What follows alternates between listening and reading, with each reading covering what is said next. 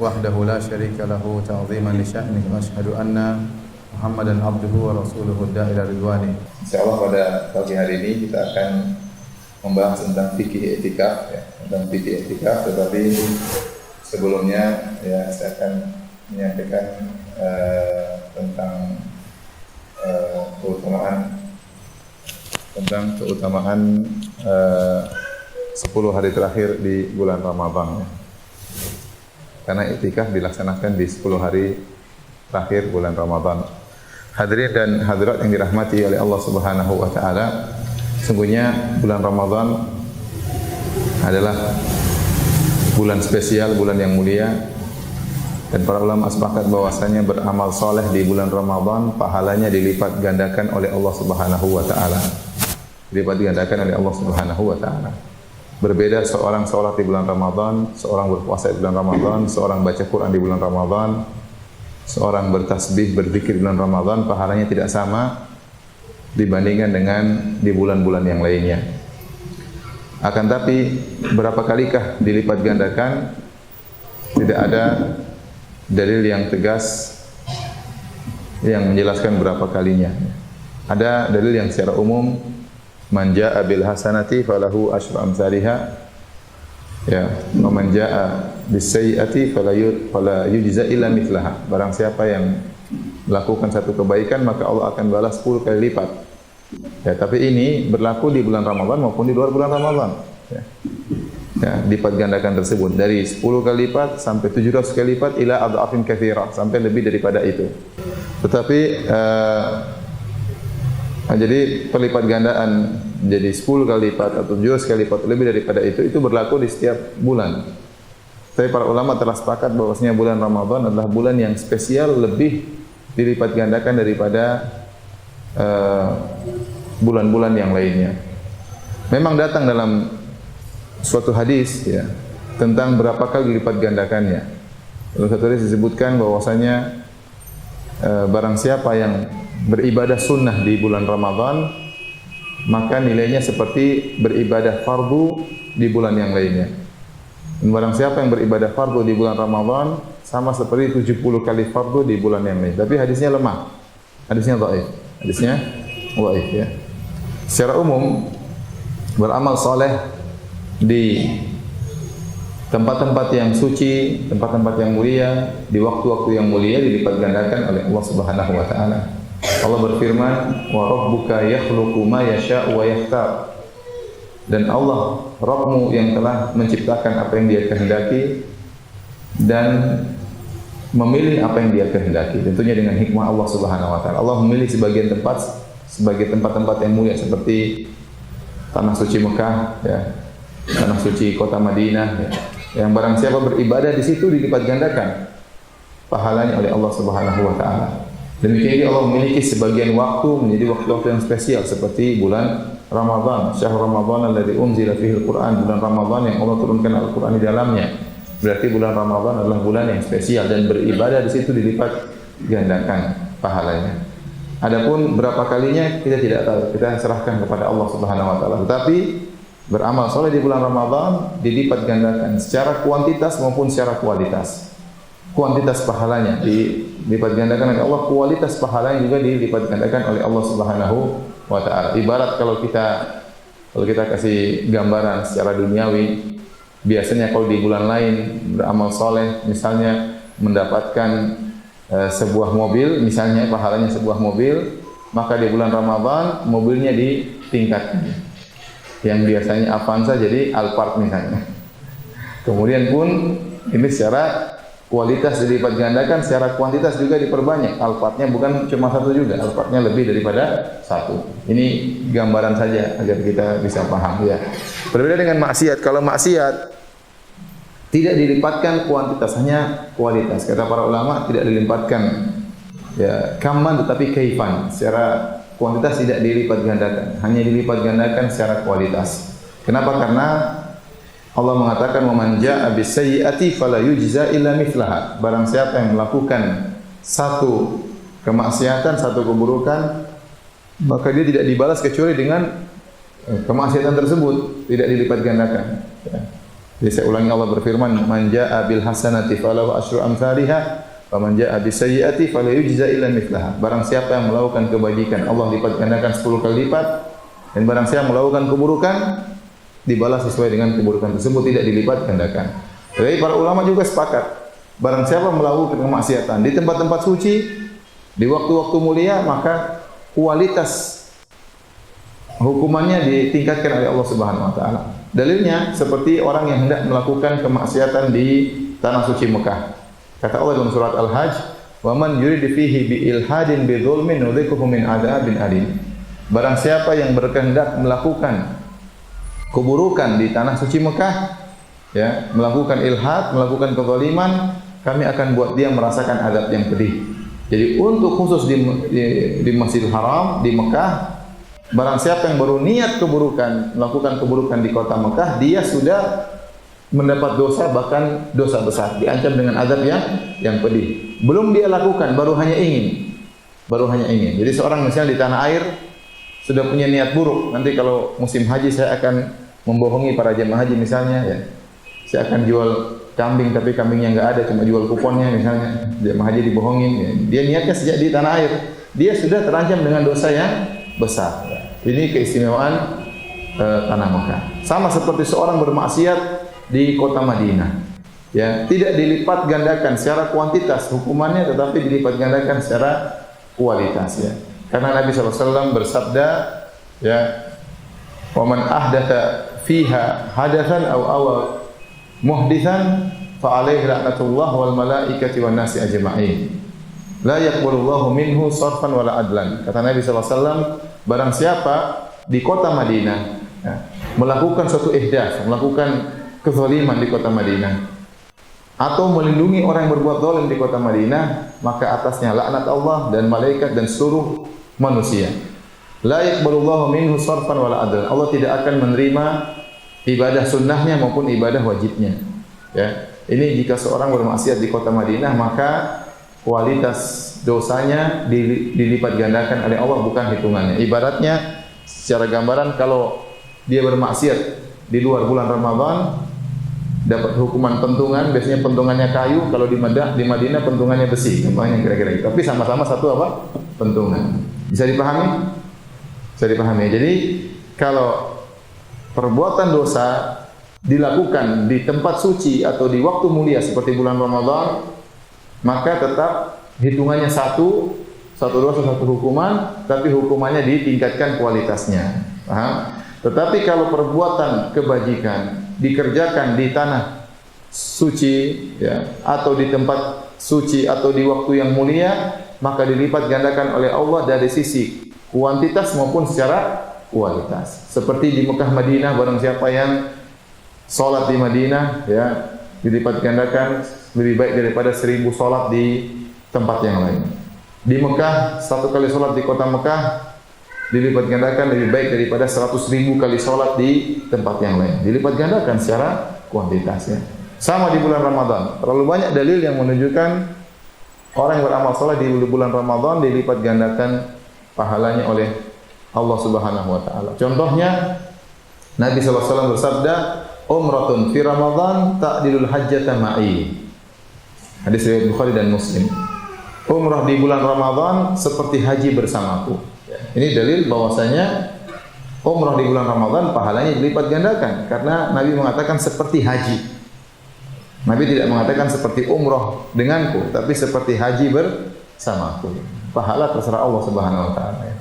Allah mau kasih pahala banyak-banyak karena amalan sedikit itu hak Allah Subhanahu wa taala. Jadi umrah di bulan Ramadan pahalanya seperti haji bersama Nabi sallallahu alaihi wasallam. Ini berarti menunjukkan kualitasnya ditingkatkan oleh Allah dan kuantitas juga ditingkatkan oleh Allah Subhanahu wa taala. Berarti kalau umrah di bulan-bulan yang lainnya tidak seperti umrah di bulan Ramadan. Ya. Makanya di Mekah Madinah ramai kalau sudah bulan apa? Ramadan. Orang umrah sangat ramai, ya.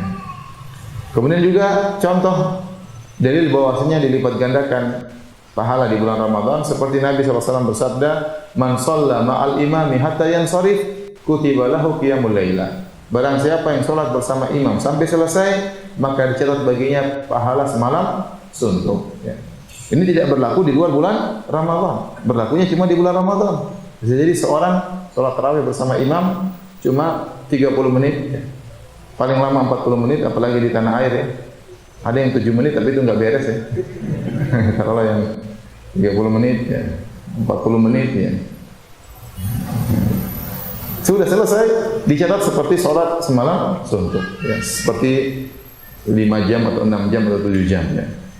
Jadi ini tidak berlaku di bulan-bulan yang lain. Ini menunjukkan pahala dilipat gandakan. Dilipat gandakan. Ya. Ustaz, bagaimana kalau ternyata sholatnya sampai semalam suntuk? Ya. Nabi SAW dalam beberapa riwayat sholat bersama para sahabat, sholat tarawih sampai menjelang sahur. Saya menjelang sahur, ya jelas. Yang kalau cuma sholat 40 menit saja seperti sholat semalam suntuk, apalagi sholatnya sampai menjelang apa? Sahur. Ya. Kemudian dalil juga bahwasanya pahala dilipat gandakan di bulan Ramadan. Contoh, barang siapa yang menemukan Lailatul Qadar, kata Allah Subhanahu wa taala, Lailatul Qadri khairun min alfi syahr.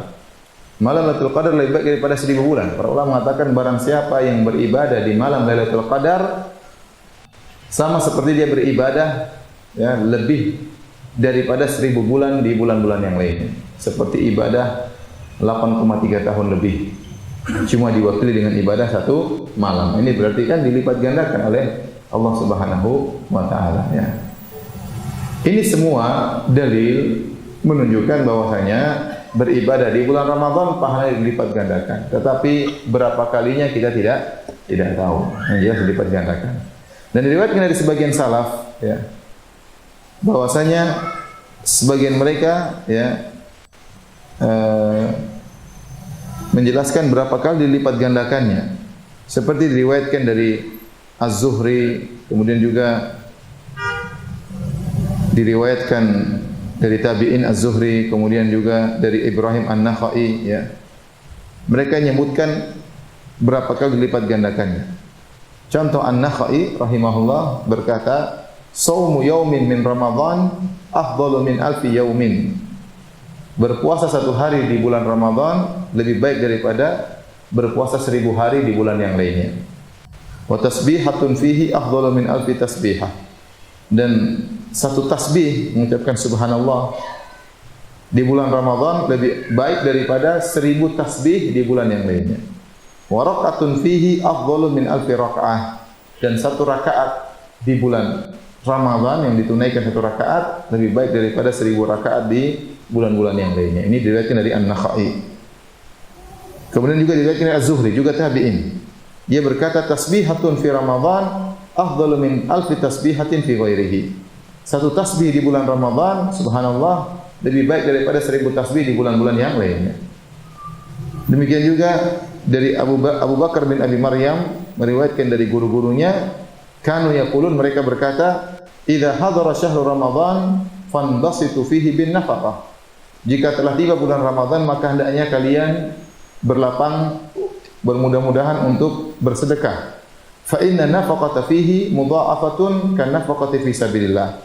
Karena berinfak di bulan Ramadan dilipat gandakan pahalanya seperti berinfak di jihad di jalan Allah Subhanahu wa taala. Ini semua ijtihad dari tabi'in yang menunjukkan kata mereka ibadah di bulan Ramadan 1000 kali lipat lebih baik daripada di bulan-bulan yang lainnya ya. Tapi ini hanya pendapat. Intinya saya sampaikan bahwasanya beribadah di bulan Ramadan dilipat gandakan daripada di bulan-bulan yang lain. Dan untuk ingat bahwasanya bulan Ramadan itu cepat selesai. Allah Subhanahu wa taala mengatakan ayyaman ma'dudat, hari-hari yang terhitung. Dan tidak terasa kita sudah lewat 14 hari ya. 14 hari atau 15? 14 hari. Sepakat ya? Ada khilaf atau tidak? Tidak ada. 14 hari sudah lewat. Ya. Tidak terasa, sudah setengah bulan. Setengah bulan lagi. Jadi seorang berusaha untuk banyak amal saleh di bulan Ramadan. Sebagaimana Nabi SAW, amal salehnya meningkat ketika bulan Ramadan. Kata Ibn Abbas radhiyallahu anhuma, kana Nabi SAW ajwadan nas. Rasulullah SAW adalah orang yang paling dermawan. Wa kana ajwadu ma yakun fi Ramadan. Dan Rasulullah SAW lebih dermawan lagi tatkala di bulan Ramadan. Ya, ini menunjukkan Nabi meningkatkan kualitas ibadahnya di bulan Ramadan. lebih daripada bulan-bulan yang lain. Kenapa? Karena pahalanya dilipat gandakan oleh Allah Subhanahu wa taala. Ya. Terlebih lagi tatkala 10 hari terakhir. Tatkala 10 hari terakhir. Ini hari-hari yang sangat spesial, 10 hari terakhir. Ya. Aisyah radhiyallahu taala anha berkata, ya, kana Nabi sallallahu alaihi wasallam yajtahidu fi ashrul awakhir ma la yajtahidu fi ghairihi. Rasulullah sallam bersungguh-sungguh beristihad dalam beribadah di 10 hari terakhir tidak seperti di hari-hari sebelumnya. Ya, Nabi Ramadan ibadahnya luar biasa, 10 hari terakhir lebih lagi daripada sebelumnya. Ya. Kemudian juga dalam hadis yang lain kata Aisyah radhiyallahu taala anha, kana idza dakhala al-'ashr, ya, kalau sudah masuk 10 hari yang terakhir di bulan Ramadan, syadda mi'zarahu, maka Rasulullah SAW mengencangkan sarungnya. Dan mengencangkan sarungnya, wa ahya lailahu, dan beliau pun menghidupkan malamnya, wa aiqadha ahlahu, dan membangunkan istrinya. Bangunkan istrinya. Ini dalil 10 hari terakhir di bulan Ramadan dianggap spesial oleh Nabi SAW. Yang pertama, syadda mi'zarahu, Rasulullah SAW mengencangkan sarungnya. Kata para ulama, maksudnya Rasulullah SAW tidak menggauli istrinya sama sekali. Ya, ini menunjukkan bahwasanya 20 hari sebelumnya Rasulullah SAW masih menggauli apa? Istrinya. Ya, masih menggauli istrinya, masih tidur bersama istrinya, masih menggilir istrinya sesuai dengan giliran jatah nginap beliau.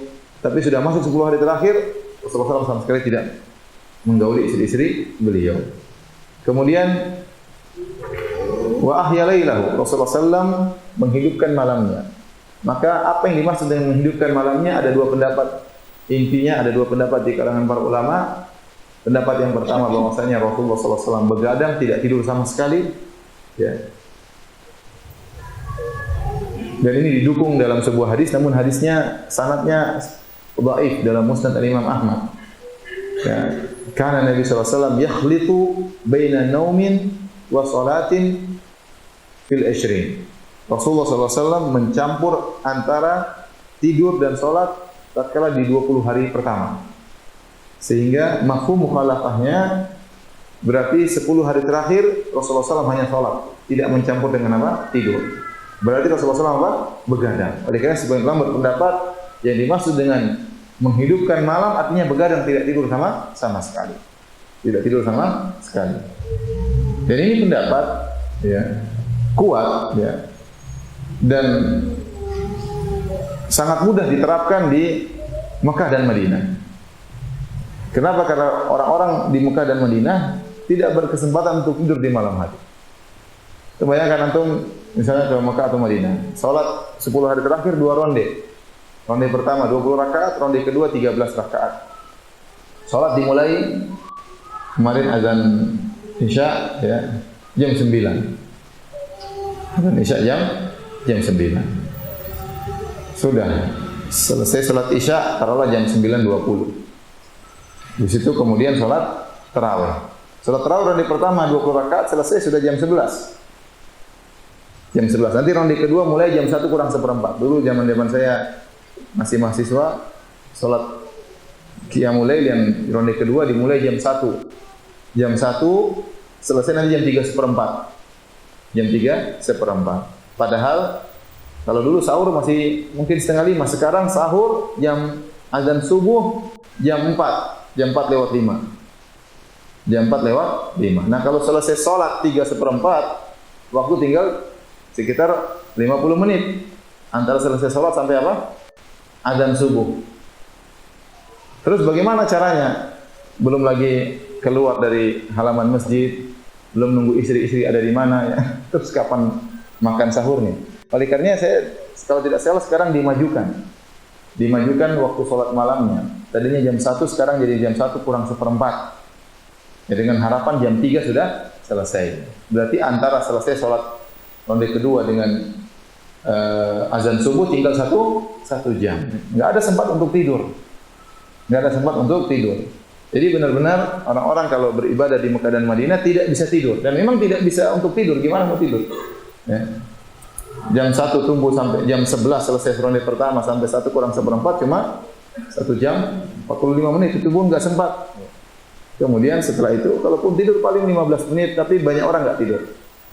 kemudian sampai salat malam selesai, tunggu subuh juga enggak tidur. Jadi mereka bisa menghidupkan malam di 10 hari terakhir. Dan di antara yang paling afdal menghidupkan malam adalah dengan salat malam, dengan salat tarawih. Karenanya Nabi SAW diriwayatkan Rasulullah SAW pernah salat tarawih bersama sahabat 3 hari. Suatu malam Rasulullah SAW pernah salat sampai sepertiga malam yang pertama. Suatu malam Rasulullah SAW pernah salat sampai setengah malam, dan waktu malam ke-27 Rasulullah SAW salat sampai menjelang sahur. Sampai menjelang sahur, atau menjelang sahur. Ya berarti cara terbaik untuk menghidupkan 10 hari terakhir adalah dengan salat malam. Nah, kalau di tanah air godaan untuk tidur semakin berat. Kenapa? Karena salat malam selesai jam 8. Sementara sahur jam berapa? Azan subuh 4:30. Dari jam 8 sampai jam 4:30 itu waktu yang panjang. Jadi godaan untuk apa? Tidur lebih berat. Nah, kalau di Mekah Madinah nggak sempat tidur. Madinah saja salat Isya mulai jam 9. Di sini jam 8 sudah selesai salat tarawih.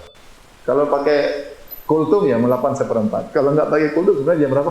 Jam 8 sudah selesai. Ya. Jadi seorang tergoda untuk tidur jadi godaan di Jakarta lebih berat daripada di Madinah. Oleh karena hadirin dan hadirat yang dirahmati Allah Subhanahu wa taala, orang berusaha mengkondisikan dirinya untuk bisa menghidupkan 10 hari terakhir ya.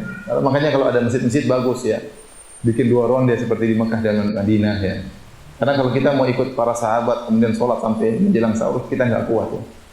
Para sahabat Para sahabat luar biasa semangatnya untuk sholat. Dalam hadis waktu Rasulullah SAW sholat malam, kemudian setengah malam sudah selesai, mungkin jam 1 sudah selesai, para sahabat minta tambah, ya Rasulullah, lau nafaltana baqiyata lailatina hadi. Ya Rasulullah, gimana kalau tambah lagi, masih ada waktu. Subhanallah, selesai jam 1 masih minta tambah. Kita kalau imam selesai jam 1 kita bilang alhamdulillah. Kenapa enggak dari tadi selesainya? Sudah kemeng ya, kaki bengkak setengah mati ya. Itulah para sahabat radhiyallahu ta'ala anhum, iman mereka luar biasa ya. Ini pendapat pertama, ahya lailahu, menghidupkan malamnya, begadang, tidak tidur sama sekali. Pendapat sebagian ulama ya. Ulama berpendapat ahya lailahu maksudnya tidurnya sedikit. Rasulullah SAW 20 hari pertama tidurnya lebih banyak, 10 hari terakhir tidurnya lebih sedikit. Karena Rasulullah SAW tidak pernah sholat sampai subuh. Seperti perkataan Aisyah radhiyallahu taala anha, ya, aku tidak pernah melihat Nabi sallallahu alaihi wasallam as-salat hatta sabah, ya. Rasulullah SAW tidak pernah salat sampai pagi, tidak pernah. Sehingga para ulama berdalil dengan hadis ini bahwasanya Rasulullah SAW tidak pernah salat malam sampai subuh, ya. Berarti Rasulullah SAW tidur, ya. Nah, kita bilang kalaupun kita memilih pendapat kedua tidur, maka tidurnya pun cuma apa? Cuma sedikit. Tapi pendapat pertama kuat. Rasulullah SAW akhirnya tidak tidur, itu pendapat sangat kuat. Ya. Jadi memang Rasulullah SAW juga tidak sholat sampai subuh, tapi ada sholat dicampur dengan baca Quran, dicampur dengan berdoa, ya, atau berhenti sebelum apa? Sebelum subuh, ya. Jadi intinya pendapat yang mengatakan begadang itu juga pendapat yang sangat kuat. Kalaupun kita milih pendapat kedua, menghidupkan malam dengan tidur sedikit, maka ini juga pendapat yang baik. Jadi kita berusaha mengurangi tidur di 10 malam yang terakhir. Namun kenyataannya, mengurangi tidur di 10 malam yang terakhir tidak mudah pada sebagian orang. Sebagian orang di 10 hari terakhir masih kerja. Ya, kerja, kemudian dari pagi jam 8 sampai sore, ya. Terus kalau malam suruh begadang lagi, besok nggak kerja. Nggak mungkin, malam begadang kemudian besok kerja, ya.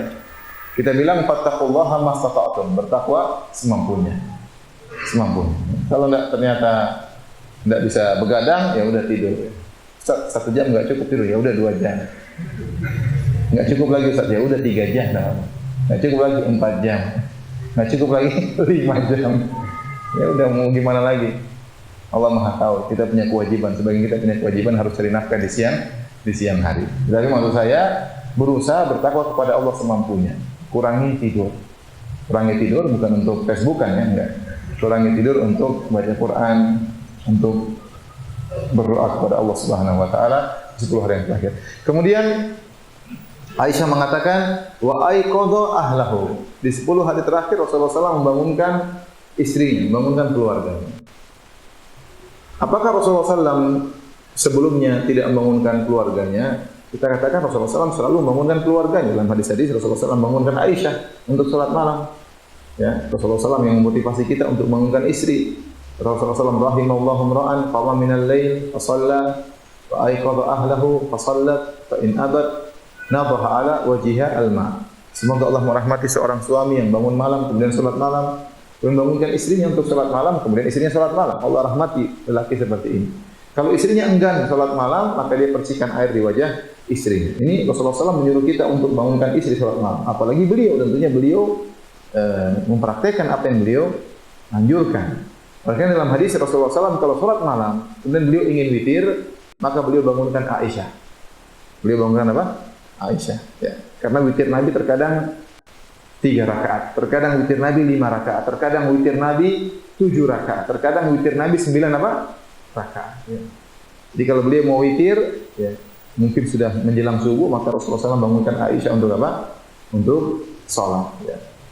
Nah, Aisyah sholat sendiri, Nabi juga sholat sendiri. Ya. Jadi hari-hari selain Ramadan juga Rasulullah SAW bangunkan istrinya. Ya.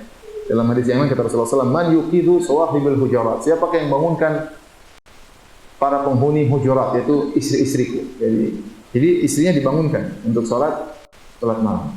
Namun 10 hari terakhir ada penjelasan dari Aisyah, Rasulullah SAW membangunkan istrinya, menunjukkan Rasulullah SAW membangunkan istrinya lebih awal untuk salat malam. Jadi kalau kita biasa bangunkan istri kita setengah jam sebelum subuh, sekarang kita rubah, kita bangunkan jam 2, bangunkan jam 3 ya. Untuk berdoa, bangun salat malam berdoa ya. Berdoa kepada Allah Subhanahu wa taala, terutama malam-malam ganjil yang kita harapkan Lailatul Qadar ya. Jangan lupa untuk bangunkan istri ya. Ya sekarang alhamdulillah cara bangunkan gampang. Antum misalnya iktikaf, ya udah pesan sama istri jangan matikan HP. Malam ditelepon. Ya. Telepon jam 3 telepon istri. Jangan lupa setengah 4 telepon lagi. Jangan istri ya terus tidur. Tidur lagi. Cek setengah 4 masih bangun enggak? Setengah 4 telepon lagi. Salat enggak? Ya, salat. Jadi harus kerjasama bilang istri, ya, saya akan bangunkan kamu. Jangan matikan apa? HP. Kecuali kalau istri sakit, kalau istri lagi lemah ya itu lain cerita. Tapi asalnya kita berusaha bangunkan istri sebagaimana dijalankan oleh Nabi sallallahu alaihi wasallam. Ini semua menunjukkan 10 malam terakhir adalah malam-malam yang spesial. Terutama di antara 10 malam terakhir itu ada satu malam yang namanya malam Lailatul Qadar. Malam Lailatul Qadar. Ini malam sangat spesial. Karenanya malam tersebut dicari oleh Nabi sallallahu alaihi wasallam. Nabi sallallahu alaihi wasallam pernah iktikaf dalam hadis Abi Sa'id Al-Khudri radhiyallahu anhu. Rasulullah SAW pernah iktikaf sebulan penuh untuk mencari Lailatul Qadar. Karena Rasulullah SAW waktu itu belum dikabari oleh Allah kapan Lailatul Qadar. Hanya dikabarkan oleh Allah di bulan Ramadan. Maka Rasulullah SAW iktikaf 10 malam pertama. Kemudian ternyata tidak ada Lailatul Qadar. Rasulullah SAW melanjutkan lagi 10 malam kedua.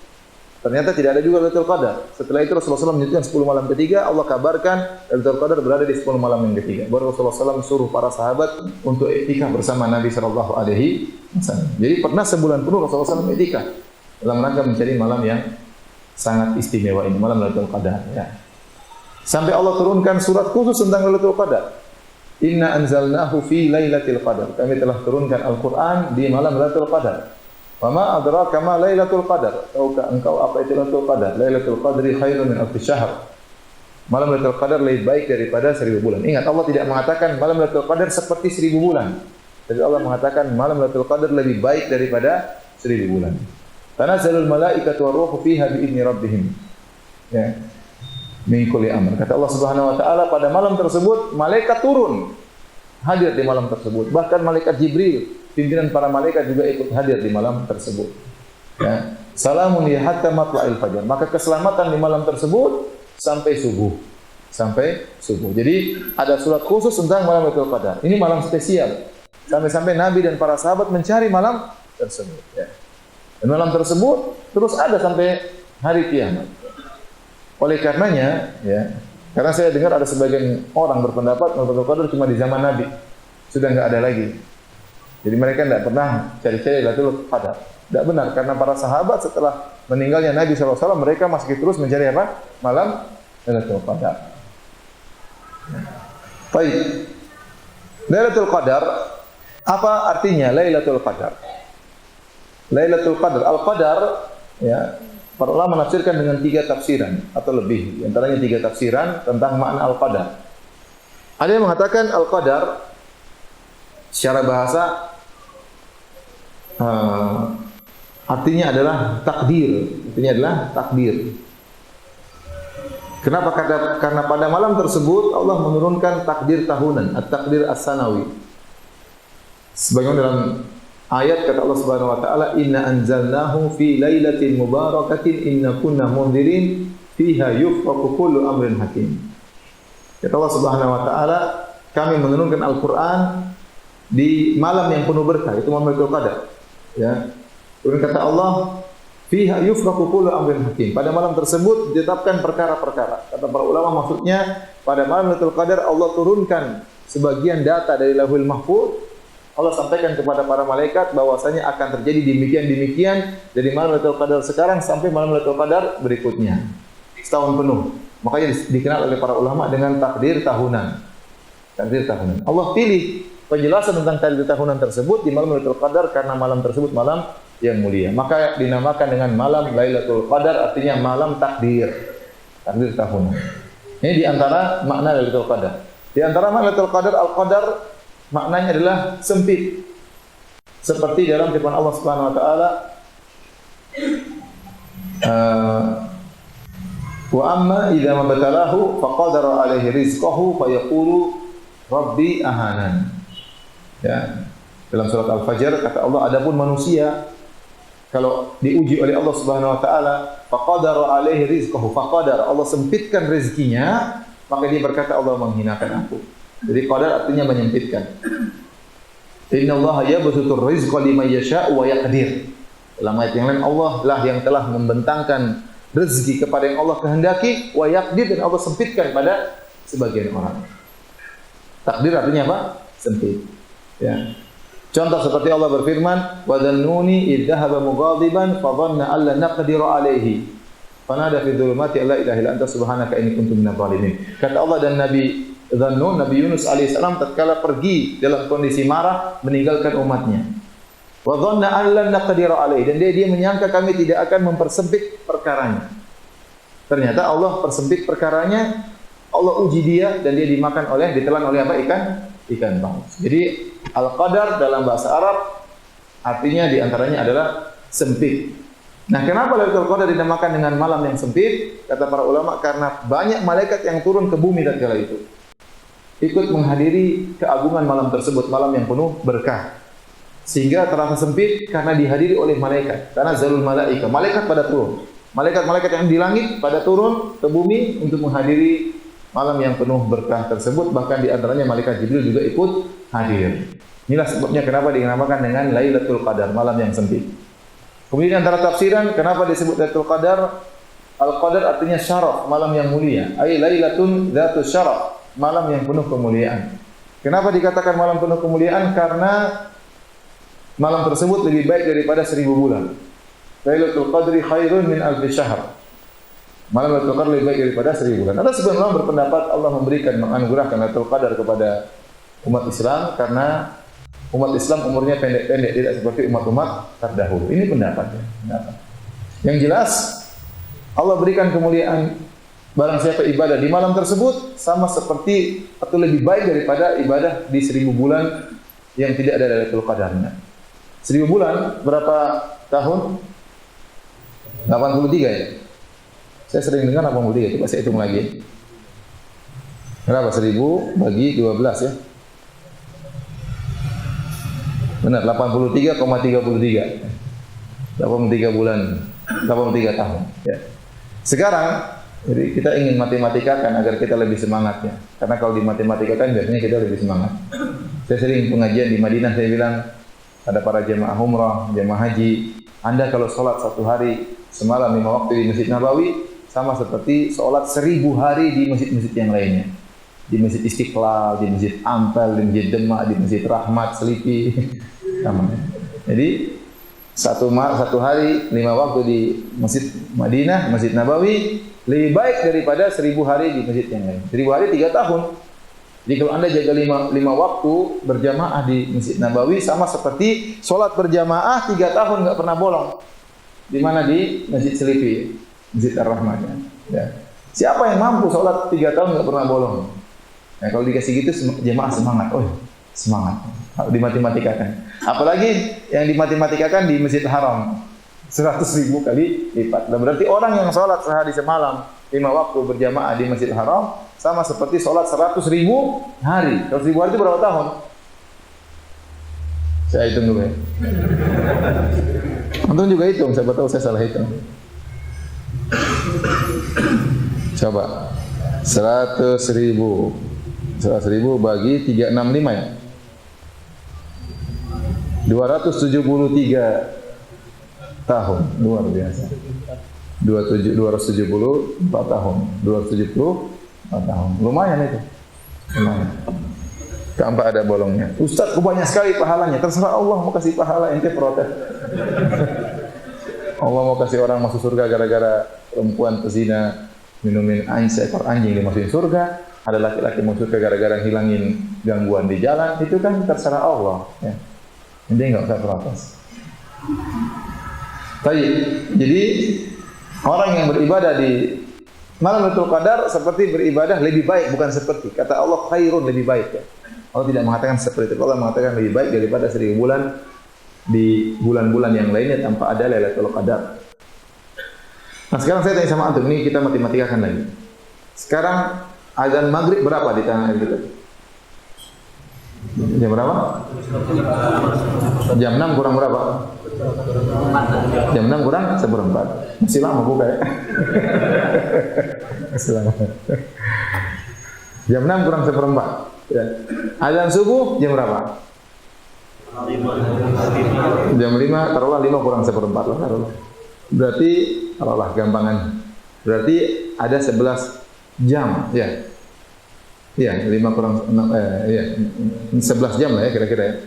11 jam. Nah, kalau Anda beribadah 11 jam tersebut ya, di malam Lailatul Qadar tersebut dari terbenam matahari sampai terbit fajar 11 jam, Anda bisa menghidupkan malam tersebut, maka seperti Anda beribadah 83 tahun. Taruhlah jangan 11 jam, 10 jam. Gampangannya 10 jam. Ya. Kita gampangan 10 jam, taruhlah 80 tahun. 10 jam 80 tahun. Berarti kalau Anda beribadah 1 jam, gampangannya di malam Lailatul Qadar, Anda seperti beribadah 8 tahun. Anda baca Quran 1 jam seperti baca Quran berapa tahun? Tidak begitu hitungannya, tidak ya. Cuma saya gampangannya aja. Kalau kita bagi 10 jam tersebut dibagi 10, berarti 1 jam kira-kira seperti 8 tahun. Makanya Anda berusaha, jangan sampai Anda tidur di malam Lailatul Qadar. Tidur 4 jam berapa berarti? Tidur 1000 bulan. Enggak ya. Jadi maksud saya ini agar kita semangat. Jadi seorang di dalam malam-malam ganjil berusaha jangan sampai waktu terbuang karena waktu berharga. Dan kita hanya bisa merasakannya di akhirat kelak.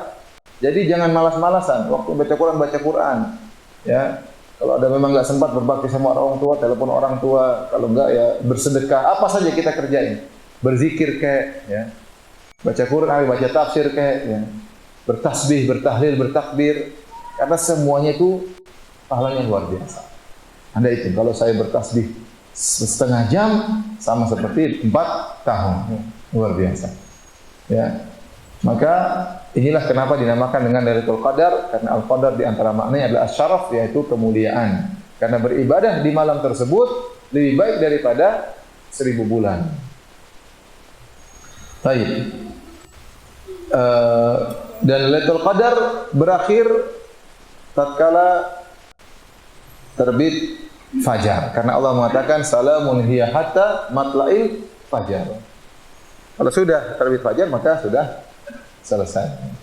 Nah, sekarang jadi pertanyaan, bagaimana cara seorang dinilai sudah menghidupkan Lailatul Qadar? Kata Nabi sallallahu alaihi wasallam, "Man qama Lailatul Qadri imanan wa ihtisaban, ghufira lahu ma taqaddama min dhanbi."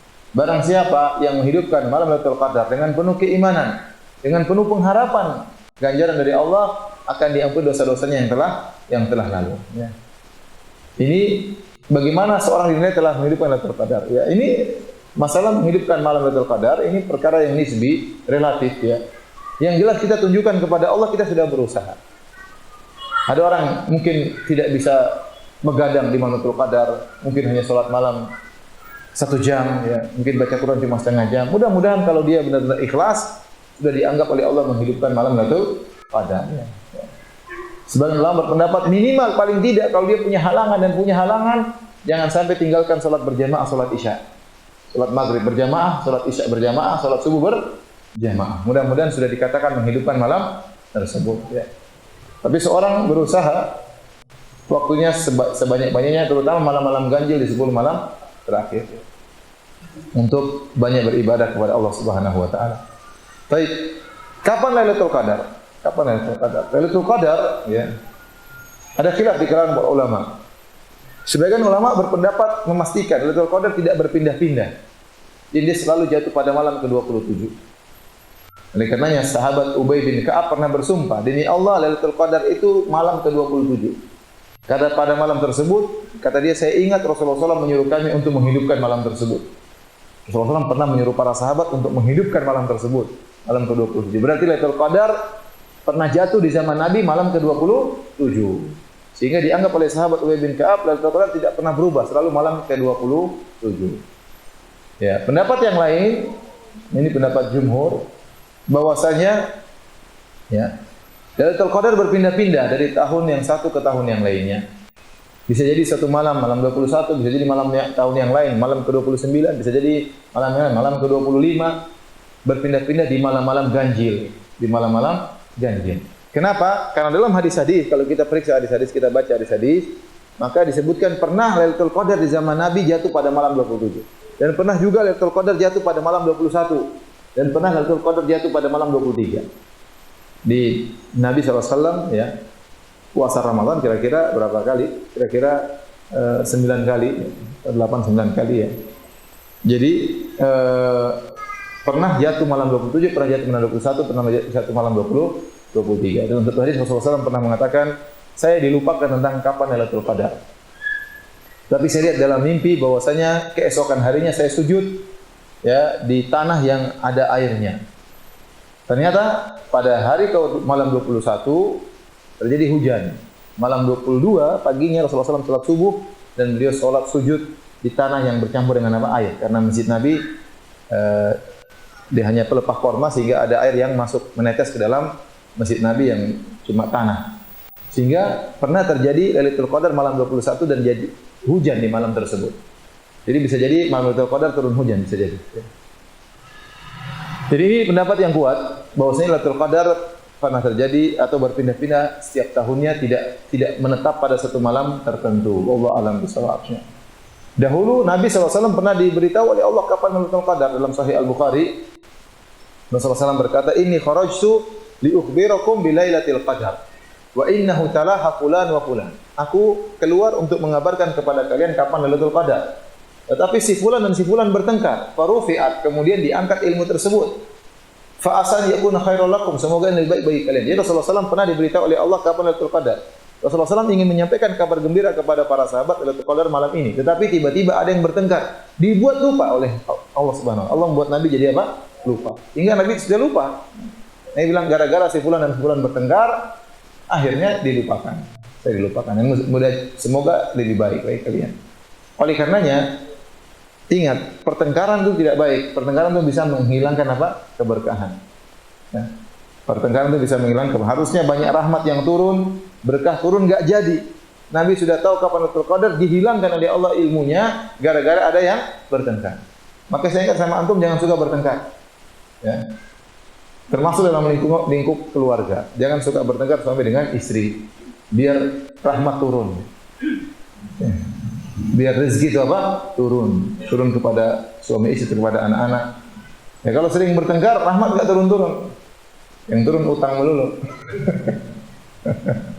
Jadi bertengkar itu menghilangkan rahmat. Oleh karenanya Nabi SAW dihilangkan ilmu beliau tentang kapan Lailatul Qadar. Tapi kata Rasulullah SAW, wa asa an yakuna khairal lakum. Bisa jadi lebih baik. Dan ini benar. Ini musibah, takdir. Dia takdir musibah, tetapi musibah tersebut mendatangkan kebaikan. Seandainya ternyata Rasulullah SAW katakan, wahai kaum muslimin, Lailatul Qadar malam ke-23 misalnya. Orang-orang mungkin dari awal Ramadan tidak ada yang sholat, ya malas sholat. Nanti jam malam 23 baru apa? Baru sholat. Karena udah tahu Lailatul Qadarnya kapan. Sudah cukup 1000 bulan. Malam pertama enggak sholat enggak apa-apa. Ya. Iya, itu apa? Kondisi manusia seperti itu. Kalau dikasih tahu Lailatul Qadar malam 23, mungkin sebelumnya mereka enggak sholat. Setelah itu juga malam 24 sudah kosong mesti. Padahal Ramadan itu mulia sejak malam pertama.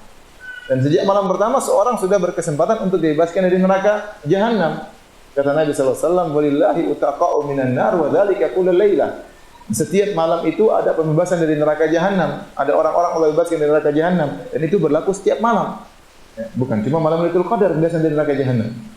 Kemudian ingat, 10 malam terakhir semuanya mulia, bukan cuma malam Lailatul Qadar. Ya. Jadi ada hikmahnya kata Nabi, wa asa an yakuna khairal lakum, dengan dilupakannya aku tentang kapan Lailatul Qadar bisa jadi lebih baik bagi kalian.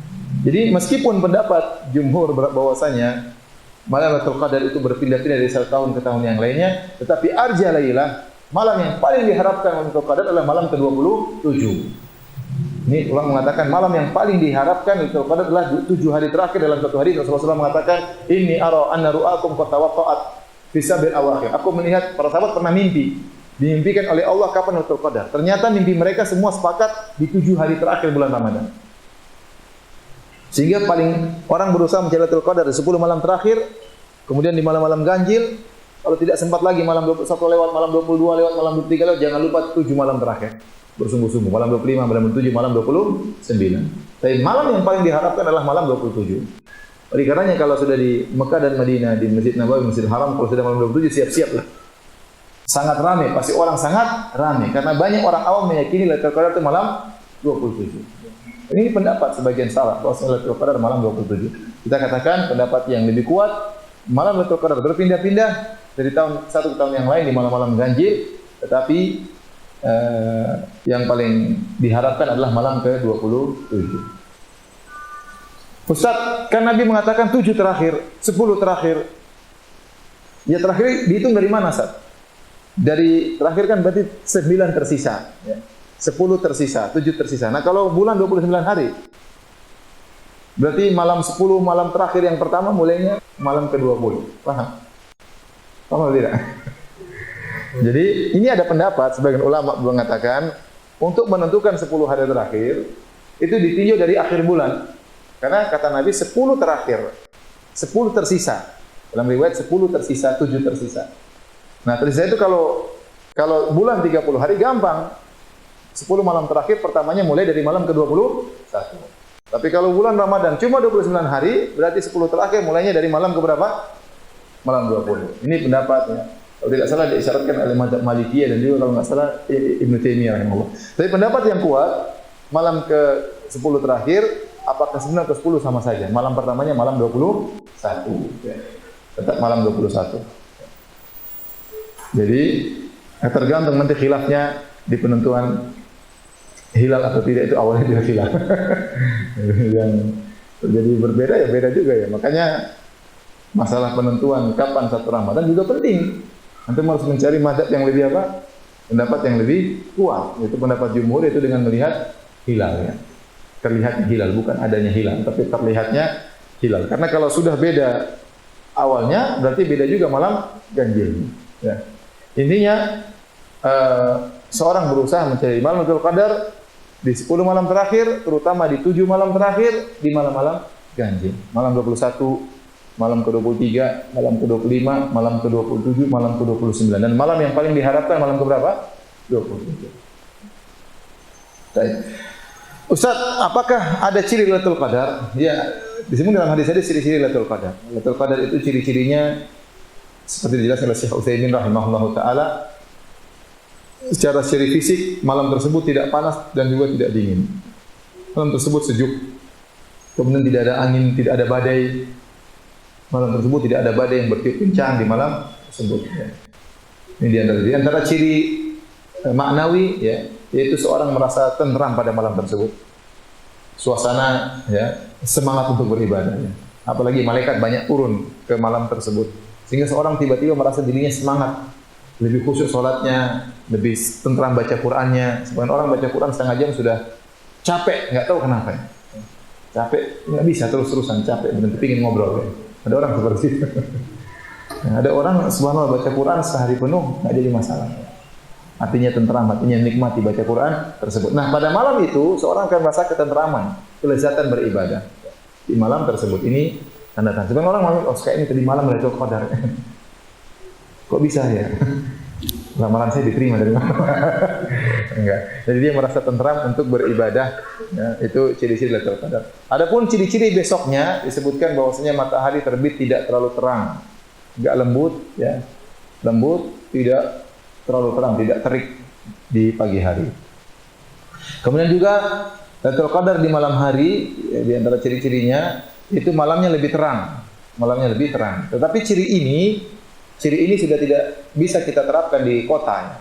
Bagi orang yang tinggal di kampung-kampung, ya, dia bisa melihat hal tersebut. Padahal Lailatul Qadar kan bukan malam bulan purnama, tapi malam tersebut terasa lebih terang. Tapi kalau di kota nggak bisa karena terang itu dari lampu. Ya. Terang itu dari lampu. Saya kemarin ke perkemahan Cibubur nemani anak-anak di penghujung bulan Sya'ban. Harusnya kan bulan sangat kecil, nggak ada. Penghujung bulan Sya'ban, mau masuk Ramadan. Kalau nggak salah 2 hari sebelum Ramadan. Ternyata langit terang. Ya, lampu Jakarta bikin langit apa? Terang. Terang ya, padahal bukan bulan purnama ya. Jadi susah kalau melihat ciri Lailatul Qadar itu malam lebih terang, itu susah kita terapkan di kota kalau ingin kita ke kampung.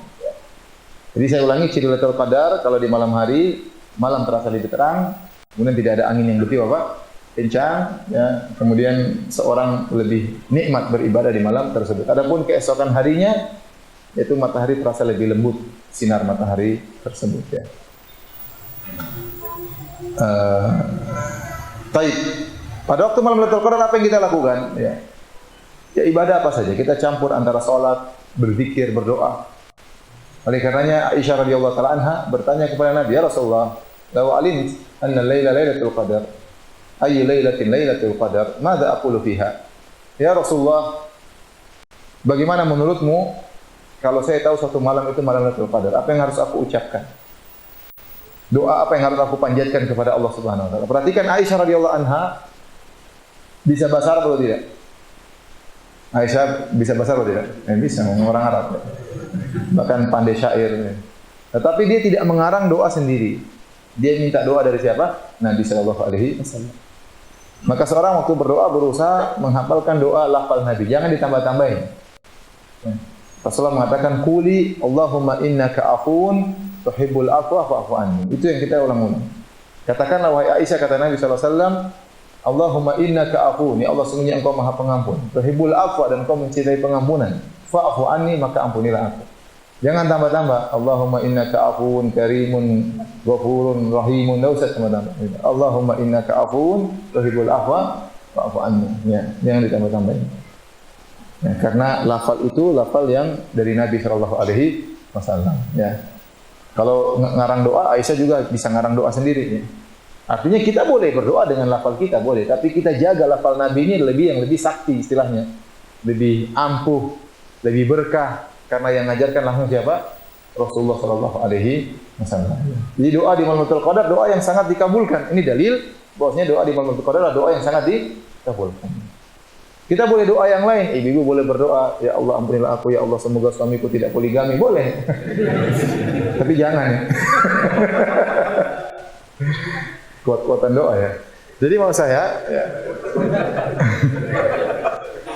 Doa apa saja boleh, tapi doa yang paling utama adalah mohon apa? Ampunan. Kenapa? Karena kalau kita diampuni oleh Allah, otomatis masuk surga. Kenapa kita terhalangi masuk surga? Karena ada dosa. Kenapa kita terhalangi masuk surga? Ada dosa. Kalau dosa kita diampuni, kita otomatis masuk surga. Jadi perhatian di sini, ingat bahwasanya doa yang terbaik, Allahumma innaka afuwun tuhibbul afwa. Ini dalil bahwasanya Lailatul Qadar diisi dengan salat malam, dengan berzikir, diantaranya dengan berdoa kepada Allah Subhanahu wa taala. Ini doa yang paling sering kita baca tatkala di malam Lailatul Qadar. Jadi barang siapa yang beribadah 10 malam terakhir, sudah dipastikan dia pasti mendapatkan Lailatul Qadar. Apa sih yang dimaksud dengan mendapatkan Lailatul Qadar? Apa maksudnya?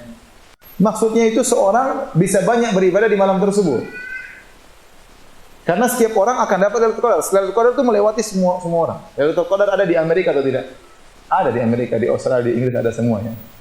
Ya, orang kafir juga dilewati malam tersebut. Sama malam Ramadan. Ramadan ada nggak di Amerika? Ada. Orang kafir dapat Ramadan atau tidak? Dapat, tapi dia tidak mendapati Ramadan, artinya dia tidak beribadah di bulan tersebut. Jadi Lailatul Qadar itu akan melewati siapa saja. Malaikat turun, tidak cuma turun di Selipi saja, enggak. Turun di mana-mana ya. Tetapi orang yang dikatakan dapat Lailatul Qadar itu dia banyak beribadah di malam tersebut. Jadi bukan cari di mana. Kamu dapat enggak? Saya enggak dapat. Itu malam semua orang kena. Semua orang kena malam tersebut. Cuma maksudnya mendapatkan itu dia benar-benar beribadah di malam tersebut. Paham ya? Itu maksudnya. Baik, terakhir kita akan bahas tentang masalah iktikaf. Di antara cara terbaik untuk bisa meraih Lailatul Qadar adalah dengan iktikaf. Karena kondisi seorang di puncak ibadah itu dengan iktikaf. Di mana 10 hari dia konsentrasi untuk beribadah kepada Allah Subhanahu wa taala. Baik. Iktikaf adalah ibadah yang mulia. Allah sebutkan dalam Al-Qur'an, kata Allah Subhanahu wa taala, "Antahhira baitiya lit-ta'ifina wal-'akifina war-ruk'a'is sujud."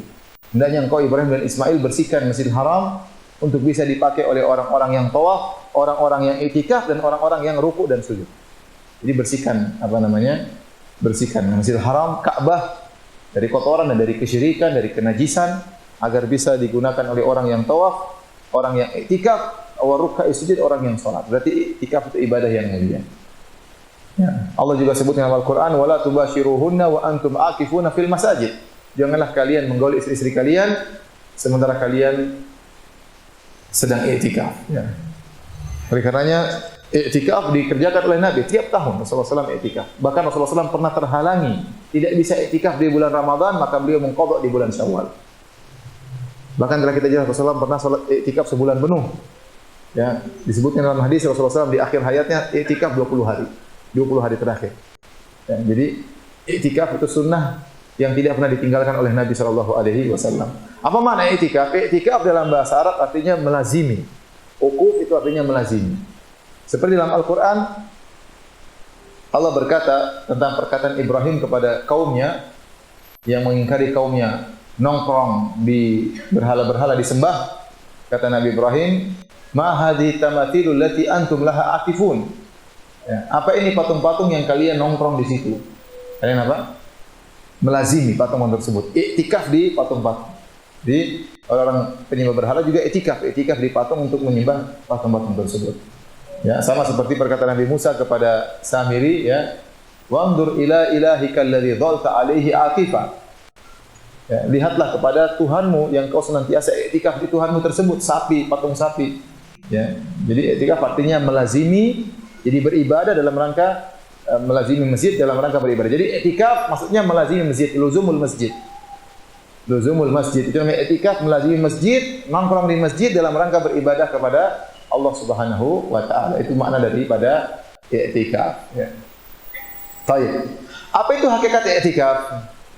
Ibnu Rajab Al-Hambali dalam kitabnya Lataiful Ma'arif menyebutkan hakikat i'tikaf adalah qat'ul ala'iq 'anil khalqi wal ittisal li khidmatil khaliq. Artinya memutuskan segala hubungan dengan makhluk dalam rangka untuk menyambung hubungan untuk beribadah kepada pencipta. Ini hakikat i'tikaf. Makanya Nabi SAW i'tikaf bukan cuma di masjid, bahkan beliau membuat semacam kemah-kemahan. Masuk ke dalam kemah-kemah tersebut. Ya, padahal sahabat juga semua sibuk beribadah, tapi untuk menyempurnakan putus hubungan dengan makhluk, maka Nabi sampai buat semacam apa? Kemah-kemah. Jadi kalau ternyata di masjid iktikaf tidak begitu ramai, kita bikin aja kemah-kemah di pojok. Kalau memang memungkinkan. Kalau pesertanya ramai, jangan, karena kita mengambil jatah orang atau hak orang lain. Ya. Jadi untuk menyempurnakan, memutuskan hubungan dengan makhluk, maka Nabi membuat semacam kemah-kemah. Ya, ada waktunya berinteraksi, sholat pas sholat malam, kita kala baca Quran, tapi ada waktunya menyendiri. Jadi Anda kalau ingin iktikaf berusaha wujudkan hakikat iktikaf ini. Semakin Anda terputuskan dari hubungan dengan manusia, maka itu iktikafnya semakin baik. Semakin Anda berhubungan dengan Allah Subhanahu wa taala. Maka iktikaf kurang sempurna kalau ternyata seorang iktikaf kemudian masih terus Facebookan, masih tulis status ya. Tulis status, sempat-sempatnya tulis status, kemudian lagi baca komentar, komentar dikomentari lagi. Kapan? Habis waktu ya, habis waktu. Kemudian iktikaf tapi grup WhatsApp 20 tidak live semua. Makanya saya anjurkan live semua grup. Kalau sudah iktikaf live aja, nanti masuk lagi belakangan apa. Supaya sempurna, karena orang terganggu. Ya, kalau HP nyala repot ya. Sebagian orang kalau istrinya ketinggalan enggak apa-apa, HP-nya ketinggalan dia bingung. Kalau internet mati bingung dia. Kenapa? Ya, orang sekarang dunia internet ya. Jadi, kalau iktikaf kemudian WhatsApp jalan terus, WhatsApp tersisa buat istri oke, buat anak oke, tapi grup-grup tinggalin aja. Karena sebagian orang nggak ngerti kita sedang iktikaf. Dia kirim berita, kita gatal untuk lihat. Akhirnya waktu habis untuk melihat dunia. Ya. Apalagi sedang iktikaf kemudian jualan online ini, nggak boleh. Jadi saya sarankan putus hubungan ketika sedang iktikaf. Kalau bisa iktikaf sendiri, orang tidak kenal lebih baik.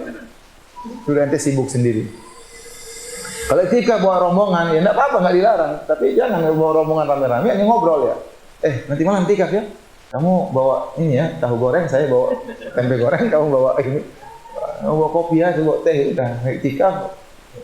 Warung kopi pindah ke masjid. Makan semua sampai ngobrol-ngobrol berjam-jam. Ini iktikaf bukannya tidak sah, tetapi kurang apa? Sempurna. Ya, kurang sempurna. Maka seorang berusaha menghindarkan interaksi dengan orang lain. Bahkan Imam Ahmad menganjurkan ya, kalau seorang sedang iktikaf bagi orang yang alim untuk menghentikan pengajian, tidak ada pengajian. Dahulu para ulama kalau sudah masuk 10 hari terakhir pengajian berhenti. Imam Malik pengajian berhenti. Kemudian juga yang suka ngajarin Quran, Iqra, ya, dia Iqra'il Quran, dia ngajarin Al-Quran, ada yang ngajarin orang tajwid, ada orang setoran sama dia. Kata Imam Ahmad kalau bisa diberhenti. Saatnya baca Quran sendiri. Ya, ini sekedar anjuran agar seorang bisa benar-benar murni beribadah kepada Allah Subhanahu wa taala, tidak terlarang. Ya. Jadi kenyataannya saya lihat praktek-praktek masjid-masjid dan saya sering juga ngisi pengajian di malam-malam iktikaf. Tidak semua orang mampu ibadah sendiri. Tadi baca Quran melulu dia nggak kuat ya. Akhirnya dia pingin selingannya HP ya. Lihat berita WhatsApp ya. Maka tatkala daripada selingan dia lihat kabar-kabar, mending selingan dibuat pengajian. Jadi bagus juga, memang ada sebagian panitia iktikaf minta ingin ada pengajian. Karena memang sholat pun tidak bisa lama-lama, imamnya pun tidak kuat. Mau imam 3 jam orang nggak kuat ya. Imamnya bisa dilemparin sama 3 jam lama sekali ya. Ya, 1 jam itu sudah luar biasa. 1 jam sudah luar biasa ya. Dan yang berat ya.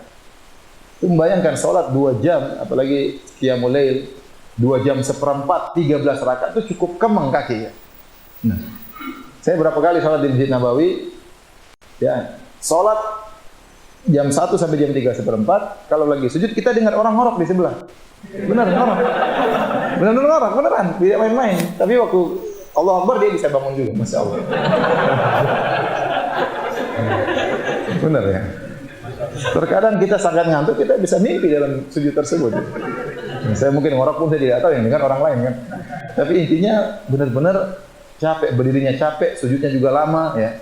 Karena waktunya berdoa kepada Allah Subhanahu wa taala. Nah, menghidupkan hal tersebut tidak siap, belum tentu masyarakat kita siap. Ya, belum tentu masyarakat kita siap. Jadi orang enggak mau iktikaf, kenapa? Aduh, berat sekali salatnya. Akhirnya orang salat pun malam pun 1 jam sudah maksimal ya. Setengah jam saja sudah lumayan ya. Nah, akhirnya banyak waktu-waktu yang bengong, sebagian panitia mengadakan pengajian. Ya enggak apa-apa, enggak jadi masalah, enggak dilarang. Bisa andainya seorang bisa mengondisikan dirinya tidak interaksi dengan orang lain, itu maka yang terbaik. Sebagian tempat saya lihat, saya pernah pergi ke sebagian teman-teman iktikaf, mereka iktikaf di bagian bawah, atas orang banyak iktikaf, di bagian bawah juga ada tempat iktikaf, mereka buat kemah-kemah di bagian bawah. Ya. Masya Allah ya, tapi jangan iktikaf berdua sama istri, jangan. Satu kemah bahaya. Istri tempat lain, kita tempat lain, jangan satu kemah sama istri. Bisa berubah jadwal gitu ya. Jadi kalau bisa buat kemah ini terbaik, tapi kenyataannya tidak semudah yang kita bayangkan karena kondisi masjid yang mungkin sempit, sementara peserta i'tikaf sangat-sangat banyak. Alhamdulillah sekarang sunnah i'tikaf di mana-mana, alhamdulillah. Ya. Hidup banyak orang ingin apa? I'tikaf. Maka panitia yang menyediakan, masya Allah, mudah-mudahan diberi pahala besar oleh Allah Subhanahu Wa Taala. Baik, itu hakikat i'tikaf, memutuskan segala hubungan dari makhluk dan berusaha untuk konsentrasi penuh beribadah kepada Allah, baik dengan salat, baik dengan berzikir, baik dengan berdoa, baik dengan baca Quran. Pokoknya dia konsentrasi dengan Allah Subhanahu Wa Taala. Baik, di mana tempat i'tikaf? I'tikaf harus di masjid. Kata Allah Subhanahu Wa Taala, "Wala tubashiruhunna wa antum aakifuna fil masajid." Janganlah kalian menggauli istri-istri kalian sementara kalian i'tikaf di masjid. Allah mengatakan aakifuna fil masajid. I'tikaf harus di masjid. Masjid bagaimana? Yaitu masjid yang benar-benar adalah masjid. Selama namanya masjid, fungsinya sebagai masjid, secara syariat itu namanya masjid, maka boleh i'tikaf di situ. Oleh karenanya, Allah mengatakan di antara makna masjid yaitu masjid tersebut adalah milik kaum muslimin, wakaf untuk kaum muslimin. Ya, bisa jadi masjid tersebut di bawah naungan yayasan, tapi yayasan ini membuka ini masjid buat apa? Kaum muslim. Artinya masjid tersebut tidak bisa dijual belikan. Beda dengan masjid yang misalnya di kantor, itu bukan masjid. Karena itu hanya dibuat oleh kantor fasilitas untuk sholat. Suatu saat masjidnya bisa pindah ke lantai berikutnya, atau suatu saat masjidnya bisa ditutup kalau ganti ownernya atau ganti direkturnya, ya. Ya, atau masjidnya bisa dipersempit atau diperlebar karena itu memang bukan masjid untuk kaum apa? Muslimin, tapi masjid milik kantor. Bisa diperjualbelikan. Maka masjid seperti ini tidak boleh untuk apa? I'tikaf. Paham ya? Tapi bagaimana dengan mushola yang ada di kampung, Ustaz? Mushola kecil kita namakan langgar atau namakan mushola. Kalau mushola tersebut ternyata salat 5 waktu benar-benar dan itu milik kaum muslimin seperti fasum. Fasum kan buat orang umum, ya. Musola, meskipun namanya musola, itu aslinya dia masjid artinya. Sebenarnya dia masjid tapi masjid kecil. Musola itu artinya masjid apa? Kecil. Maka boleh juga untuk apa? I'tikaf. Ya. Paham ya? Apakah masjid yang di tempat i'tikaf harus dilaksanakan sholat Jumat?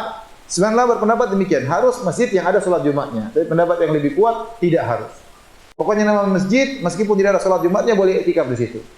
Terus bagaimana kalau hari Jumat? Ya silakan dia keluar ke masjid yang ada sholat Jumatnya, nah setelah itu dia balik lagi. Nggak jadi masalah. Ini keluar yang darurat.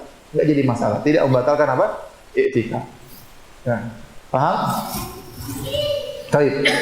Masalah berikutnya. Di bagian manakah lokasi masjid kita boleh i'tikaf? Jawabannya di seluruh daerah masjid, areal masjid. Apakah di tempat sholat masjid? Apakah di ruang takmir masjid? Apakah di perpustakaan masjid? Apakah ruangan bawah masjid? Yang penting itu namanya masjid. Boleh nggak di pelataran masjid? Boleh, itu masih pelataran masjid. Tapi kalau tempat parkir bukan. Ya, tapi ruang masjid boleh. Di pelataran masjid boleh. Ya, nggak jadi masalah. Di perpustakaan, di ruang imam, ruang takmir boleh. Tapi yang lebih afdal tentunya di daerah sholat. Ya. Tapi daerah tersebut juga boleh karena Allah mengatakan silakan i'tikaf di masjid. Selama itu masih bangunan masjid, maka boleh i'tikaf di situ. Ya, boleh. Jadi masalah. Ya. Baik, apakah disyariatkan i'tikaf hanya untuk lelaki atau wanita juga boleh? Dua-duanya boleh disyariatkan. Laki-laki boleh i'tikaf, perempuan juga boleh i'tikaf. Oleh karena di zaman Nabi SAW, istri Nabi juga i'tikaf. Ustaz, apakah hanya nenek-nenek yang boleh i'tikaf? Yang ibu-ibu muda enggak boleh? Boleh. Baik nenek-nenek maupun yang masih muda. Enggak jadi masalah. Ya. Karena istri Nabi i'tikaf dan di antara istri Nabi ada yang tua 50 tahun ke atas, 60 tahun ke atas, ada istri Nabi yang masih 30 tahun ke atas dan ada yang masih muda. Ya. Tapi untuk wanita kalau ingin i'tikaf ada persyaratannya. Persyaratan pertama harus minta izin suami. Karena keberadaan istri di rumah itu hak suami. Suami kerja cari nafkah, kasih dia makan, kasih dia pakaian, ya, kasih dia kebutuhan supaya dia tetap berada di rumah.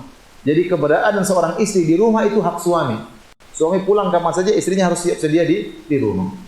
Makanya kalau istri keluar rumah harus minta izin sama suami. Keluar pengajian minta izin, keluar jenguk orang sakit butuh berjam-jam minta izin. Ke salon juga minta izin sama suami. Jangan nyelonong aja sendiri tidak minta izin. Harus minta izin, minta izin bisa kasih suami jadwal saya begini, saya minta izin ya. Yang penting suami kasih izin. Ya, apakah izin mingguan, apakah izin bulanan, pokoknya minta izin. Ya tidak semua minta izin kalau cuma pergi ke bakola, beli apa ke kios, beli apa, beli sabun, itu sih nggak perlu minta izin karena cuma keluar apa sebentar. Jadi minta izin, suami juga marah. Ini aja minta izin ya. Tapi maksudnya kalau izin yang keluar butuh waktu yang lama, maka harus minta izin karena di antara hak suami yang harus ditunaikan oleh istri dia harus berada dalam rumah. Nah, apalagi dia ingin keluar iktikaf, maka harus minta izin suami. Dan saya ingatkan, sebagian suami istri alhamdulillah mereka mudah untuk iktikaf karena tidak lagi yang mereka urus. Anak-anak sudah besar, sudah pada nikah, sudah tinggal di tempat yang lain ya. Atau anak-anak pada di pondok semua. Ya enggak apa-apa iktikaf bareng-bareng. Tapi ada sebagian istri yang memang dia harus di rumah. Anak-anaknya masih kecil misalnya, anak harus dibangunkan, dibuatkan sahur, dibangunkan untuk sholat subuh dan macam-macamnya, maka saya tidak menganjurkan wanita seperti ini iktikaf. Ya, saya tidak menganjurkan. Ya kecuali kebutuhannya sudah terpenuhi, ya, maka tidak mengapa dia iktikaf. Ya. Ini syarat pertama harus minta izin kepada suami. Syarat kedua, ya waktu dia iktikaf, dia ke masjid harus menjaga diri. Tidak boleh dia berhias, tidak boleh dia berias, tidak boleh dia pakai minyak wangi, ya. Tidak boleh dia maca, tidak boleh menampakkan kecantikannya, ya tidak boleh, karena bisa mengganggu yang lainnya. Bahkan mazhab Syafi'iyah mengatakan wanita yang masyhur bil jamal, wanita yang terkenal cantik tidak boleh ke masjid. Ya. Ya. Kenapa? Karena bisa mengganggu yang lainnya. Wanita terkenal istrinya bapak itu cantik sekali, terkenal, ya, nggak bisa dihindari. Orang bilang, ikut iktikaf nggak istrinya? Bagaimana dia lewat orang pada lihat tergoda, orang melihat cantik sekali tergoda. Jadi ibu-ibu bisa nilai ya. Tanya sama suami, saya ini cantiknya seberapa? Ada orang yang cantiknya ada yang cuma nilainya 6, ada yang 7,5. Ada sebagian orang nilainya 10,5. Cantik banget, tidak wajar cantiknya. Wajar seperti ini, hendaknya jangan iktikaf kecuali mungkin dia pakai cadar. Ya, karena orang lihat pasti tergoda. Bayangkan, malam Lailatul Qadar lihat sama laki-laki. Jadi pikiran nih Lailatul Qadar lihat istri orang. Ya, nanti imamnya juga enggak khusyuk kasihan. Oleh karenanya, kalaupun dia harus ke masjid, maka harus jaga diri. Kalau dia memang cantik, dan memang ada orang cantik, wajahnya memang cantik, mau diapain? Ya, anugerah dari Allah Subhanahu Wa Taala. Maka dia kalau berusaha jangan berhias, berusaha tutup wajahnya, jangan sampai dilihat apa? Laki-laki, menggoda laki-laki yang lain. Ya. Ini antara syaratnya. Dan yang ketiga, tidak boleh haid dan nifas. Tidak boleh haid dan nifas. Wanita yang haid, kalau di tengah iktikaf dia haid, maka iktikaf batal. Iktikafnya apa? Batal. Adapun wanita yang mustahadah, yang darah-darah penyakit, bukan haid, bukan nifas, maka tidak mengapa. Di antara istri-istri Nabi ada yang mustahadah. Misalnya sudah penyakit darah keluar terus setelah sudah lewat jadwal haid masih terus keluar darah, namanya darah penyakit.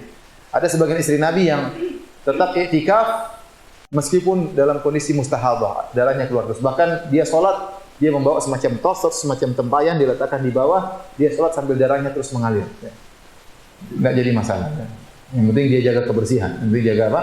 Kebersihan. Tapi kalau haid nifas tidak boleh iktikaf. Baik. Di antara fikih yang berkaitan dengan iktikaf, yang membatalkan iktikaf ada dua. Ada tiga bagi wanita, bagi laki-laki ada dua. Yang pertama batal iktikaf kalau berhubungan dengan istri, jelas iktikafnya batal. Kata Allah, "Wala tubashiruhunna wa antum aqifuna fil masajid." Dengan kalian menggoda istri kalian sementara kalian sedang iktikaf. Yang kedua, keluar dari masjid tanpa ada darurat. Keluar dari masjid tanpa ada darurat. Kalau kita keluar hanya sebagian tubuh, sementara sebagian masih di masjid, masih belum batal. Nabi SAW waktu iktikaf, beliau menyisir rambut beliau, Aisyah yang sisir. Jadi masjid Nabi dengan rumah Nabi nyambung di bagian di bagian depan nyambung, ya, sehingga ada jendela. Jadi Nabi sedang iktikaf, beliau mengeluarkan kepala beliau di rumah beliau untuk disisir oleh Aisyah radhiyallahu taala anha. Tapi tidak batal karena yang keluar cuma kepalanya saja, paham? Ya, badannya masih di masjid. Jadi kalau antum tangannya keluar jendela nggak batal ya. Kepalanya keluar jendela nggak batal. Tapi kalau loncat batal. Karena seluruh anggota tubuh keluar tanpa ada keperluan. Paham? Adapun keluar-keluar yang darurat tidak membatalkan iktikaf. Contoh seorang iktikaf kemudian dia harus buang air sementara WC-nya di luar masjid misalnya. Tidak mengapa. Ya, ini karena darurat. Dia buang air kemudian balik, enggak jadi masalah. Bahkan kata para ulama, jika ternyata WC yang ada di masjid tidak memadai. Contoh peserta iktikaf ramai sampai ratusan. WC cuma satu. Ada masjid seperti itu. Saya pernah ngisi pengajian yang hadir mungkin lebih dari 1000 ramai. Ya, masjid WC cuma satu. Nggak tahu orang malas nyumbang WC kali, ingin nyumbang masjid. Ya. Padahal itu juga dapat pahala. Ya. WC dipakai orang yang hendak ke masjid. Ya. Ya, kalau seperti itu gimana? Mau ngantri banyak orang nggak mungkin. Jadi kalau ternyata WC tidak memadai, kata para ulama, boleh seorang pergi ke rumahnya dekat masjid hanya sekedar untuk apa? Buang air segera balik karena darurat. Ya. Misalnya dia ke WC, tidak mungkin ini WC kalau mau mandi harus ngantri lama, kemudian tidak bisa dia. Dia harus ke rumah, maka kata para ulama kalau memang darurat boleh dia ke rumah, ke WC mandi kemudian apa? Balik. Dan ini saya sampaikan juga kepada para ikhwan yang mungkin ingin berniat iktikaf di Masjidil Haram. Iktikaf di Masjidil Haram terkadang WC-nya sangat ramai. Kalau dia bisa tetap di situ ya tidak apa-apa, tapi kalau ternyata sangat ramai ya, tidak mengapa dia pergi ke hotel. Misalnya ada sebagian orang iktikaf tapi dia hotelnya masih dia sewa kamar satu. Maka tidak mengapa dia buang air kemana? Ke hotelnya, mandi, langsung balik. Jangan setelah buang air di malam hari, kemudian mandi, kemudian minum kopi dulu di hotel, ya batal kalau begitu. Harus segera apa? Segera balik. Kemudian keluar yang darurat, contohnya seperti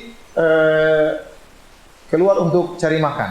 Seandainya seorang ikut iktikaf, kemudian panitia menyediakan makanan, maka dia tidak boleh keluar makan dari yang disediakan. Tapi kalau ternyata makanannya kurang, atau kadarullah dia tidak bisa makan makanan tersebut, dia nggak suka dikasih daging, dia tidak pernah makan daging, seumur hidup nggak suka makan daging. Ya. Maunya daging tempe, ya. Daging tahu. Ya. Jadi kalau apa namanya daging itu nggak bisa dia. Ya kalau seperti itu maka dia boleh keluar cari makanan. Kemana? Ya ke warung terdekat. Kemudian makan di warung, kemudian balik. Tidak batal iktikafnya. Tapi jangan dia bilang, kita pergi sana ada bebek enak di sebelah sana, 2 kilo dari masjid. Nah itu batal kalau itu ya. Itu batal. Berarti keluar tidak darurat. Paham ya? Nah, jadi ini keluar yang diperbolehkan. Adapun keluar tanpa ada alasan atau alasan duniawi, keluar karena ingin bisnis, ya itu nggak boleh, batal iktikafnya. Tidak boleh, itu batal iktikafnya. Di antara dalilnya akan hal ini, Nabi SAW pernah iktikaf kemudian dijenguk oleh istrinya Sofia radhiyallahu taala anha, Sofia bintu Huyai. Sofia ini seorang wanita dari Yahudi. Bapaknya Huyai bin Akhtab, pimpinan dari Yahudi. Ya. Dari Bani Nadir ya.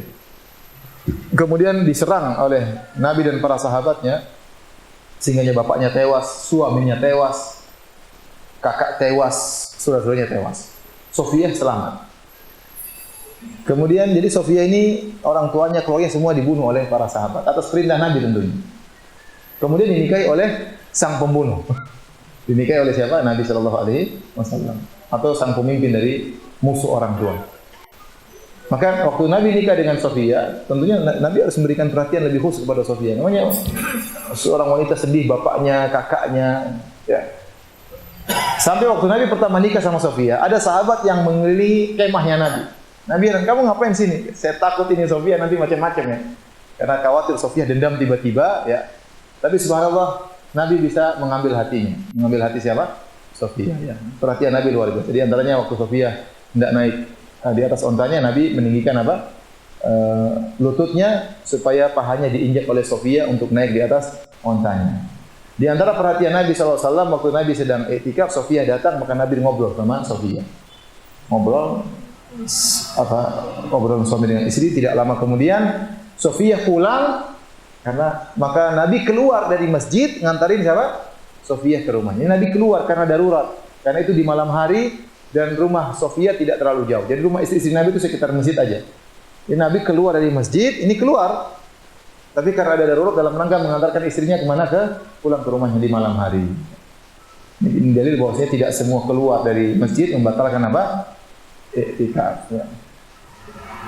Baik, jadi inilah ya mungkin beberapa perkara yang saya sampaikan tentang masalah iktikaf. Maka seorang kalau bisa dimudahkan oleh Allah untuk iktikaf, maka berusaha untuk apa? Iktikaf. Kalau dia bisa iktikaf 10 hari, maka itu yang terbaik.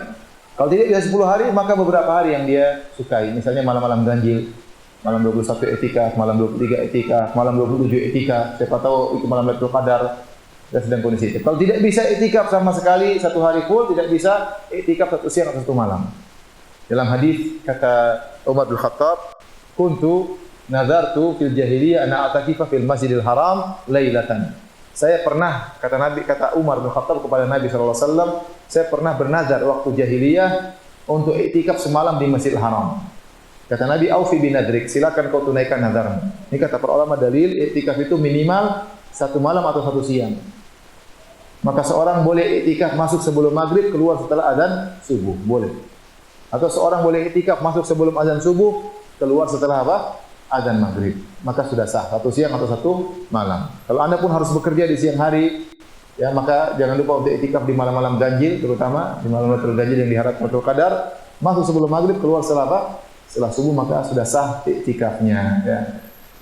Ya. Adapun orang tidak sempat iktikaf karena banyak kegiatan, sama sekali tidak bisa iktikaf, ya maka usahakan waktu tetap bernilai. Seperti sebagian orang harus mudik. Malam hari ke-26 sudah mulai mudik. Perjalanan mudik butuh 3 hari 3 malam. Misalnya, mudik satu keluarga, mau naik pesawat mahal, naik mobil aja deh. Murah meriah tapi penderitaan. Rame-rame, sudah jalan 3 hari 3 malam ke Sumatera, ada seperti itu ya. Ya, malam-malam ya udah. Jangan lupa untuk berzikir di mobil atau dengar kajian, bawa rekaman, misalnya rekaman sirah Nabi 3 hari dengar selesai. Terus cerita dengan insya Allah cerita Nabi terus sampai selesai bisa saja. Disiapkan sarana prasarana sehingga waktu-waktu kita lewat tidak terbuang sia-sia. Ya. Dengar kajian tertentu terus. Jadi kalau enggak stop berzikir kepada Allah sambil nyetir sambil mengatakan Allahumma innaka afun tuhibbul afwa fa'fu anni. Seorang harus mudik, dipanggil orang tuanya yang berbakti kepada orang tua. Meskipun berat ditempuh juga karena ingin berbakti kepada orang tua. Orang tua ingin dia lebaran di kampungnya. Enggak jadi masalah.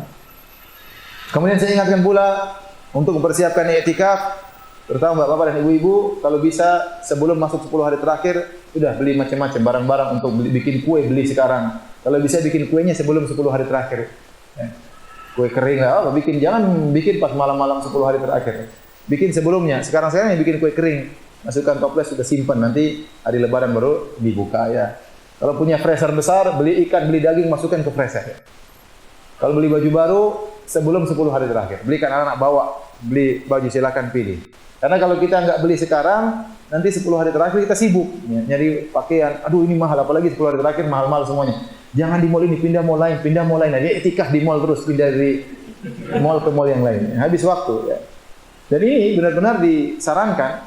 Bahkan saya di Madinah dengar khotib-khotib menyampaikan hal ini. Maksudnya kepada para jamaah yang ingin membeli barang, hendaknya beli sebelum 10 malam terakhir. Mereka anjurkan, diajarin caranya demikian. Supaya 10 hari terakhir bisa konsen untuk apa? Untuk beribadah. Ya. Jadi semua orang boleh mendapatkan Lailatul Qadar, tapi kondisi yang terbaik adalah tatkala iktikaf. Tapi kalau tidak iktikaf juga bisa meraih Lailatul Qadar dengan berusaha tetap beribadah kepada Allah Subhanahu wa taala. Demikian saja para hadirin dan hadirat yang dirahmati Allah Subhanahu wa taala. Kajian kita pada kesempatan pagi hari ini. Kalau ada yang bertanya saya persilakan. Wallahu taala alam bisawab.